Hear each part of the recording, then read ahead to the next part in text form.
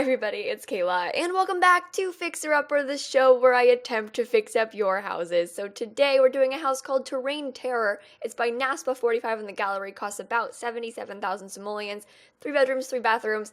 Basically, Joanne's parents died. I'm very sorry, Joanne, for your loss. She left the house, but it's kind of in disrepair now, which is not surprising. It's Fixer Upper, but let's be honest, you guys, this is one of my favorite houses of all time for Fixer Upper. Back up. My favorite renovations of all time, I think, because this house is very playable. Not now, but once I fixed it, like now, I don't think your Sims can even walk inside. But once I fixed it, it's very playable. I think I made it into 4 bedrooms, and it's good. It's good. I know I'm a little bit biased, but I want to play in it, which is always a good sign when I want to play in a house that I built, because sometimes I don't, and that means it's bad. Anyway, I don't know what I'm saying. It doesn't make any sense. Let's do a tour. When you first walk up to the house, you see this classic overgrown. We've got some, okay, this is an issue for me. How are there rocks up here? Like, where did they come from? That's my question. Because I'm a little concerned why there are boulders on the roof, but maybe that's just me. Seems a little unusual. Over here in the back, there's a pond and stuff. Seems like it's snake infested. Not a fan of that. It's just, typical stuff, right? But when you first walk in, you prepare yourselves.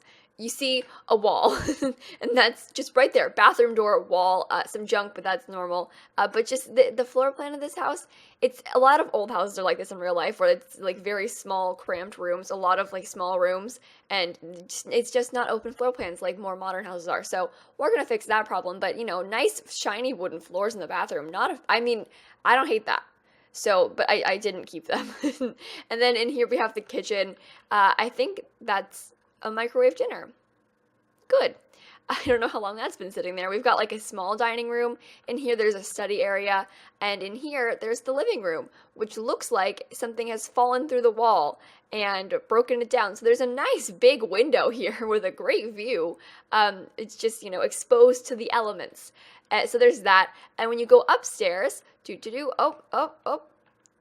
Oh, here we go. Okay, I was like into the void, but upstairs, it's unfinished, it looks like, and this is a super weird floor plan. Like, you only see 2 doors here, but there are like 4 bedrooms upstairs. So in here, there's this one, some kind of like sitting room, I guess, and then you go through this weird like bathtub room into the next room, which is very strange, but you've got this nice bedroom in here. Then you go back out to the bathtub room. In here, over here's the master. We have this like hallway area into the master bedroom, but then there's also, if you come over here, there's no door to it anywhere, but there's a bathroom door.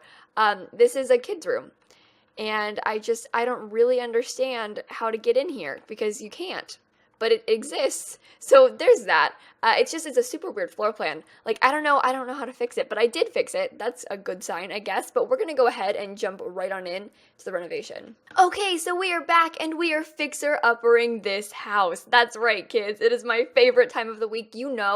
I usually love to just sit here and talk to myself, although right now I'm not really feeling it. You want to know why? It's all my fault. I recorded a 20-minute voiceover a second ago, and then went to edit it and realized that I recorded no audio. Do you know why? Because I didn't plug my mic in. So I sat here and I talked to myself for 20 minutes and no one was listening because my mic wasn't plugged in. And I just didn't notice that there were no audio levels in my recording software for some reason. I don't know. How do I do that? I don't know. It's 11:10 at night now. And I spent like maybe 5 minutes of last video the last one that I recorded that you won't ever see or hear because it doesn't exist. The last voiceover I did, I spent like 5 minutes complaining about how I was pressed for time and how stressed I was about getting the video done in time, and how I was going to be up until like 3 a.m. doing it tonight because I'm going to be busy all day tomorrow.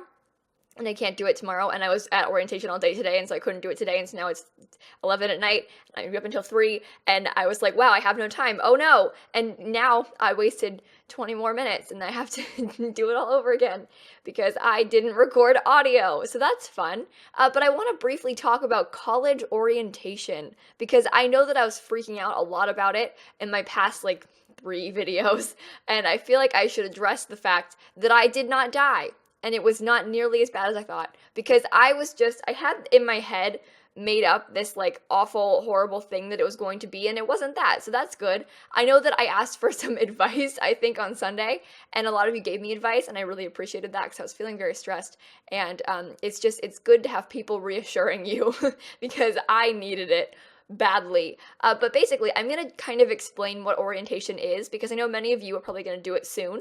Maybe you're in high school, maybe you aren't, maybe you're in like a different country and you have no idea what I'm talking about and it doesn't affect you at all. And if so, hey, you learn about the American university system. So congratulations. I don't know if this is like a nationwide thing. I know sometimes it depends on like states and stuff, and I have no idea about other countries, so sorry about that. But where I go to school and the school I'm going to, and most schools in the US, basically when you get accepted into a university and you accept to go to that university in the fall, say fall term that I'm going to starting in late August, you have to go to an orientation session to like schedule for classes and I don't know, like learn about the campus and learn about being a student there and all this stuff. And so a lot of times it'll happen like maybe the week before school starts, or if you're like my school, you have to register for like a 2-day session in the middle of the summer. For me, it was July 10th and 11th. And then you go to the school, and if you live far away, you can stay on campus overnight, and then you meet new people and you learn about why not to do drugs in college, and like then you schedule for your classes. I mean, register for your classes. I mean, I said schedule for your classes. That doesn't make sense. You can schedule your classes or register for your classes. See, it's late. I can't talk. Also, I've been running on 4 hours of sleep the last 3 nights. So, you know, it's fine. I'm not exhausted. It's not almost midnight. We're doing okay. I haven't been up since 6 a.m. today. We're fine. I'm fine. Everything's fine. No, but we went. And I was very worried because I've heard some horror stories from my friends about registering for classes. I almost did it again. Because I don't know why, but they fill out very fast. And I don't know, like making your schedule is difficult. Because I mean, like you have to pick a major and then you need to know like classes to take. And then you have like all your gen ed requirements to fulfill, and it's a lot because there's like at your particular school they might have like you need this many math classes and this many history classes, and then you need to have all your major requirements and all these prerequisites and blah blah blah, and it's very scary to pick them all out, and I was worried about that, but it all went very smoothly. I took a lot of AP classes in high school, and so I had a lot of credits already, which I did not expect. I mean, I expected that, but I didn't realize that I would get credit for all of them and get out of so many gen ed requirements. And so that's helpful. Take AP classes if they're offered at your school. I mean, they're kind of hard, very hard, but it's very useful. I got out of a lot of classes in college and saved a lot of money because of it. So AP is the way to go. Or whatever, like IB, if they offer it at your school. I don't know where you live. Okay, I'm just saying it's helpful. And then, so that happened, but you see, that's the least bad part about orientation. The worst part of orientation for me, and you know what, I haven't talked about this in a long time, so this could come as a shock to some of you if you're new to my channel, but I've got some anxiety issues, and orientation is not a good place for me. It was just very stressful, especially in the beginning when we were playing like icebreaker games and stuff, because that, ooh, not a good time. Not fun. Icebreakers, I think, are universally hated. And if I'm wrong, correct me, please. But I feel like nobody actually likes to play icebreaker games. We're talking like name games and like those dumb games when you, like, tell me like 3 interesting things about yourself and blah, blah, blah, blah, blah. Like when new people that you meet in like a new classroom or whatever, it's never fun. Nobody ever has a good time. It's stressful. Everyone's nervous. Nobody wants to play, but you're forced to play. It's bad. And of course, I was forced to play these icebreaker games with my small group at orientation because we had like, there was probably, I don't know how many people were there. There were hundreds of students there for this orientation session. And there's probably like 15 to 20 people in my small group. And so we split off into the small group to play these games, right? And oh my God, it was not fun. It was very stressful. We played like counting games. This one where you had to count to 100, the whole group.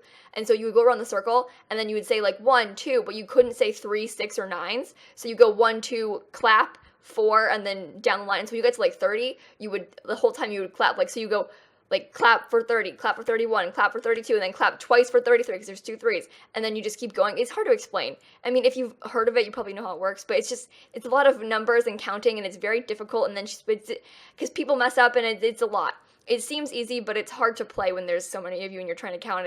And clapping, I don't know. It was stressful. And then my worst nightmare happened. She made us play this game that she called Animal, although it was not about animals, okay? Basically what she did was she put on slips of paper the name of an animal, and there was like, say, there was like 2 of each animal spread out amongst the group, and the rule of the game basically is you would all get up, stand up at once, and make the noise your animal makes, and then try and find your partner based on the noise. So if you got like, I don't know, cow, you would just be like, moo, moo, and then try and find the other person mooing, and then there's your partner, whoa. And so, I mean, that is my worst nightmare, okay? I know it sounds like, oh, not a big deal, just moo, Kayla, but the thought of mooing amongst a bunch of strangers terrifies me, okay? And so I was very worried about this. And then, I was feeling very stressed. I almost cried. It's a lot. I'm a mess. We know this already. But thank God for Sarah, okay? There's this girl named Sarah who I met at orientation. I actually met 2 Sarahs. Shout out to both of you. The only 2 friends I made at orientation are both named Sarah. Isn't that weird? I don't know. Out of all the people and all the names, they're both Sarahs. But hey, shout out to Sarah and other Sarah. Both of you guys. Solid. Thank you for being my friend. Anyway, so Sarah was standing next to me. At this point, I hadn't talked to her at all. She was just sitting next to me at my table. And when we got these papers, we both looked at each other with like this sense of horror, okay? Because my paper did not say an animal. My paper said human, okay? And just think for a second, what kind of a sound does a human make? I mean, what, we talk? But like, what, when everyone else is out there mooing, what am I gonna say? Hello? Like, am I gonna cry? Like, what? Probably I'm gonna cry in real life, that's for sure. So I get this paper that says human, and I had no idea what to do, okay? And Sarah next to me also was like, oh my God, what am I gonna do? And so we both looked at each other like, oh no, this is bad. And then she was like, do you want to trade? And then I was like, I don't know if you want that. And then she kind of like briefly opened her paper, not on purpose, but I like caught a glimpse of her paper and realized that hers also said human. And so I was like, oh my God, I found my partner already. This is fantastic. We haven't even started yet. And so thank the Lord for Sarah, and also thank you to my small group like leader for accidentally putting us next to each other, because that was very useful. Because this way I like sneakily showed Sarah my paper that also said human, and then we were both like, oh, God bless, we're saved. And so the 2 of us were just partnered up. There was no walking around, because picture this, like if I had had some random, I would just walk around the classroom mooing until I found the other mooer. But I would have been saying like, hello, hello, hello, over and over again until I found someone else that was probably speaking. And it could have been horrible for me. I would have been miserable. But then I met Sarah, who became my only friend for all of orientation, although I met other Sarah later that day. But so Sarah and I met in this very beginning of orientation, and then we were friends the whole time because of this. So I guess it's not a bad thing. It was a good icebreaker, but only because we were both very anxious and afraid of the game. So I guess it worked out for the better though, right? But I guess my main point is that it was not as bad as I thought, and also the awful game part only lasted like 2 hours, which is a very long time. But in hindsight, there was 13 hours the first day, and then 8 to 2. It was probably like a solid like 18-hour event total. And so, oh my God, that's miserable. It was like an 18-hour total event. And so, 2 of the 18 hours were spent playing awful, horrible games. The rest of it was not that bad. And so if you're nervous about your orientation, or maybe you're going in the next few years or something, it's not as bad as you think, I promise. Because I was very nervous, and I'm really good at like thinking up absolute worst possible scenarios and then worrying about them, but none of them came true, which is good. Although I did almost fall up the stairs. This is so typical of me. Like, nobody else falls up the stairs, but I am so clumsy. It's not even like that I'm that clumsy. It's just around stairs that I'm clumsy. Like regular walking, I trip a lot. Yeah, no, I'm clumsy. I'm real clumsy. And so I have this tendency to like trip up stairs. Like I'll be walking upstairs and then I trip on them. And I almost did that. It was a real close call. And the thing is, these stairs at my college, my new university, they're like the big stairs in the student union. So they're like kind of a central piece of the area, right? Like, so everyone in the union is like able to see these big grand stairs, and I almost tripped up them. But keyword almost, I didn't this time. But we have 4 more years there, so it's bound to happen at some point, and you'll hear about it when it does, I assure you. But I have one more story for you, also about disasters, because this is a common theme for me. I mean, at this point, it's a dead meme because it happened so long ago. But if you maybe watch my channel like in the middle of June or so, early June, so it's a dead meme, a real dead meme. But I pre-recorded so many videos for Juno's Gone the entire month, and so I pre-recorded 2 different series that both had an episode titled Girls Night Out. But what I did is I did I did all of Westbrook in one day, all 6 episodes I made in that for that month. I did all in one day. And I did all of my Dylan diaries a separate day. And so for me, like, I made Girls Night Out in Westbrook and Girls Night Out in Dylan diaries like 5 days apart. And so, I mean, I was like, oh, these 2 episodes have the same title, but they're going up in totally different times. It's not a big deal. So I named both episodes Girls Night Out, okay? And I was like, it's fine. Like, if one goes up like 3 weeks later, it's not a big deal. Like, it's whatever, you know? No, it turns out they went up a day after the other. So Westbrook Girls Night Out went up, and then the very next day I had Dylan Diaries Girls Night Out that went up. And so everyone was like, Kayla, Girls Night Out, really? Again? And it was very embarrassing. There were a ton of memes on Twitter about it. It was very, I'm sorry, okay? This is typical of me, right? Every time I go out of town, I mean, this happens twice a year now, okay? Because I go out of town, I always travel for Christmas and for summer. I always go to Chicago for Christmas to see my family, and then also to Chicago over the summer to see my family. And so every Christmas and summer, I pre-record videos for this trip to Chicago, okay? And every single time, I think that I'm good, but something always goes wrong. Like, over Christmas break, I uploaded episode 30, I think, of the Steele Family twice, instead of maybe it was 29 twice instead of 30. So I uploaded episode 29 and then uploaded it again, but called it 30, and then it went up and everyone was like, Kayla, you already posted this. And that happened. So that was the disaster that time. There was the whole Dancy Wancy debacle of 2015, Christmas of 2015. The thing is, when you make a lot of videos all at once, I said this before, but it's just, you talk so much and you're so tired that you get kind of delirious and you say very dumb things. And I never remember what I say in my videos. Like, sometimes people quote me, like they'll tweet me like some quote and like say that it was me that said it. I have no memory of it whatsoever. Like, I don't know what I say in my videos. I make so many of them that I don't know what I'm talking about. And just like, picture this. Like, I do it so often that it's just a normal conversation for me. Like, what did you talk about with your mom at breakfast this morning? You know, like, you don't remember what you said to your mom this morning at breakfast. Like, you talked about something, sure, but like, what was it? I don't know. And it's like that. Like, I talk so often to myself and to my computer that I don't remember what I say. I know that I said something, but just, what did I say? Who knows? What dumb joke did I make? Who knows? You know, I don't know. Plus, it's a lot, okay? And so, what's my point here? Oh, my point is that I get deliriously tired. See? It's happening again. Now it's midnight, and it's not going well. This is too late. It's past my bedtime, okay? And I've been I need to get more sleep. I have this thing where I really don't like to get up after 8:30 in the morning. I feel like I wasted the whole day if I do that. Like, I feel lazy if I sleep in ever. And so I always set an alarm for 8:30. I try to get before then, but I always have an alarm at 8:30 in case I don't wake up. Because I hate sleeping in past 8:30. I know it sounds dumb, but I really don't like sleeping in until like 10 o'clock because I feel icky and lazy, and I don't know. I have a weird thing about sleep, okay? Because I don't ever really sleep. I don't sleep at nighttime, and then I get up early, and there's Simsie, sleep deprived and saying dumb things on YouTube. But my point is that I haven't gotten a lot of sleep recently. But this is all over the place. I'm so sorry. This is the worst video I've ever made. But my point from the beginning of the disaster video story is that I made this video where I was talking, and then I said something about like a Dancy Wancy. I don't know what I was like. I said some very dumb thing. It's from my Get Together LP, episode 6. It's like times like 1:30 something. I know because my friends constantly used to mock me for it at school. Because I said, let's go for a bit of a Dancy Wancy, which at that point was not a thing that I was really saying very often. Like, that's kind of in character for me now to say Dancy Wancy kind of sarcastically, but also not really that sarcastically. Like, you know when you say things ironically for a long time, and then you start saying it for real because you say it so ironically so often? Like, it's like that.